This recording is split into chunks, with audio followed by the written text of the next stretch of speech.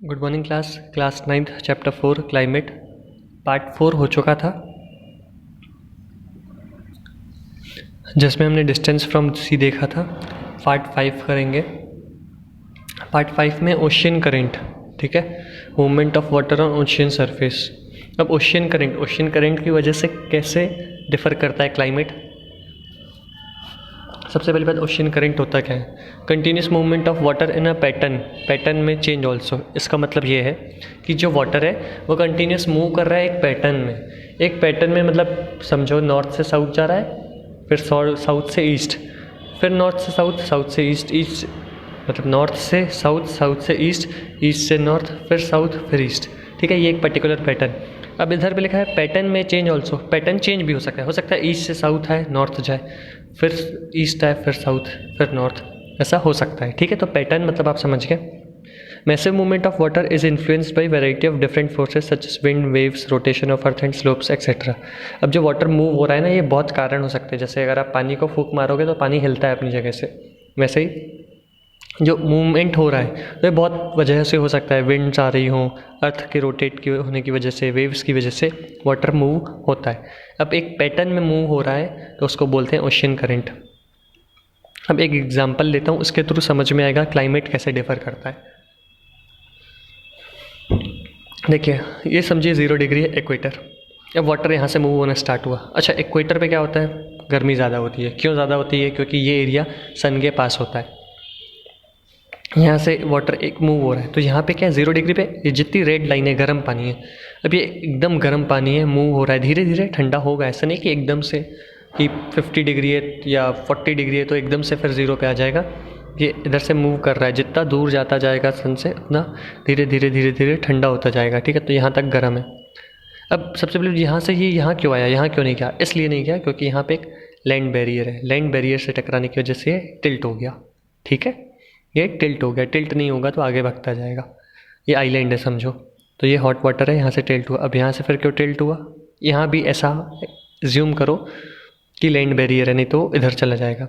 यहाँ गया, फिर यहाँ पे घूम के इस साइड आया। तो जब यहाँ से यहाँ तक गया तो गर्म था, धीरे धीरे यहाँ भी गर्म था, फिर ठंडा होना स्टार्ट हुआ। अभी भी ठंडा ही है, ऐसे करके फिर ये इस साइड जा रहा है, ठीक है। अब ये बात सोचना, क्योंकि ये यहाँ से निकला गर्म था, ठीक है, यहाँ पे आया, यहाँ से फिर ठंडा, फिर यहाँ पे आया, यहाँ ठंडा। तो ये जो एरिया है, ये इसके ईस्ट में देखा जाए तो ये एरिया, इसके वेस्ट में देखा जाए तो ये एरिया, ठीक है। ये साइड मौसम ठंडा रहेगा, cold ocean current due to which climate of nearby area influences. क्योंकि अब ये बोलेंगे ठंडा कैसे हो गया इधर पे पानी इतना ठंडा क्यों? क्योंकि ये अंटार्कटिका है, नीचे साइड 0 डिग्री है, समझो ये साउथ अमेरिका है और ये पैसिफिक ओशियन है। साउथ अमेरिका के लेफ्ट साइड पे पैसिफिक ओशियन है, घूमता है। अब यहाँ पे ठंडा इसलिए हो रहा है ड्यू टू अंटार्कटिका, और ये टिल्ट क्यों हो रहा है? लैंड बैरियर के कारण। Winds are blowing whole while moving, it carries water with it from top surface of water. जो जब भी विंड ब्लो करती है ना, तो उसके अगर वो वाटर के ऊपर से ब्लो कर रही है तो अपने साथ पानी कैरी करेगी। अगर वो लैंड के ऊपर से ब्लो कर रही है तो वो ड्राई विंड कैरी करेगी, ठीक है। तो यहाँ पर आई, यहाँ हवा हो गई ठंडी, क्यों? क्योंकि अंटार्कटिका है।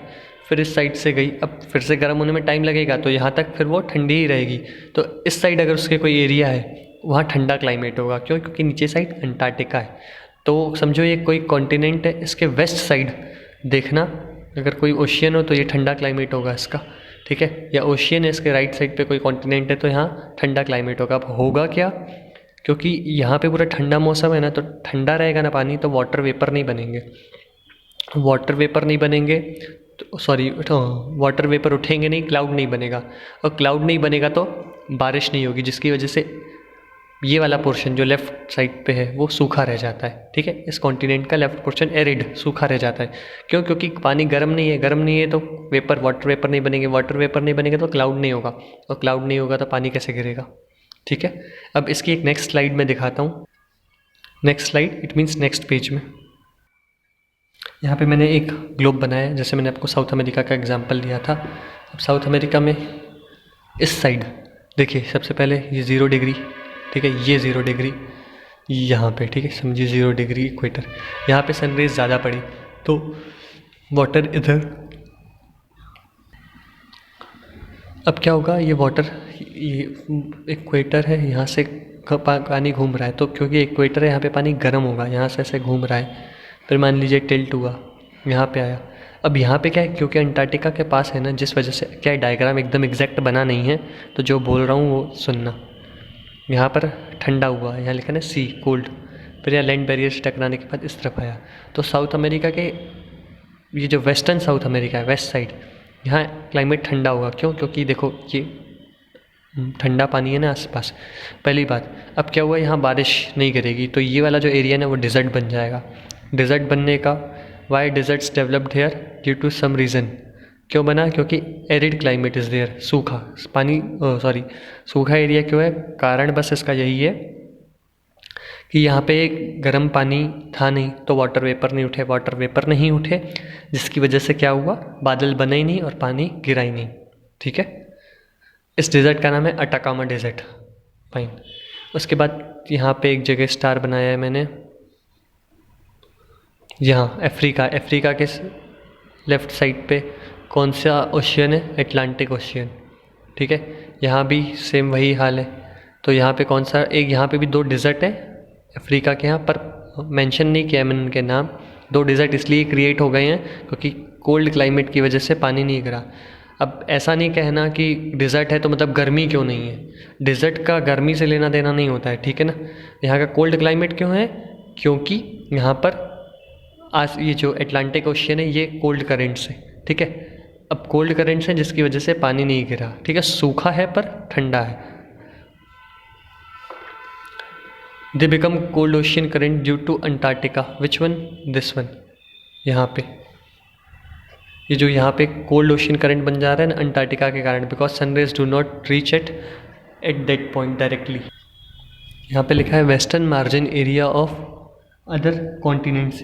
वेस्टर्न मार्जिन एरिया जैसे इधर पे मैंने बताया साउथ अमेरिका के वेस्ट साइड, इधर पे एरिड क्लाइमेट होगा। अफ्रीका के वेस्ट साइड एरिड क्लाइमेट होगा। Western margin area of other continents do not experience any rainfall and results in arid type of climate. क्यों एरिड? क्योंकि पानी आसपास का ठंडा था, तो वाटर वेपर बने ही नहीं, बादल नहीं बने और बारिश नहीं गिरी।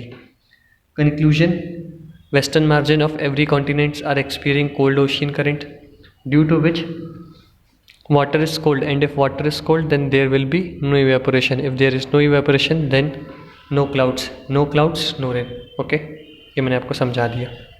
ये ओशियन करंट समझ में आया क्या होता है? वाटर यहाँ से बह रहा है तो इस तरफ मूव हो रहा है, तो ये हॉट वाटर है इक्वेटर की वजह से।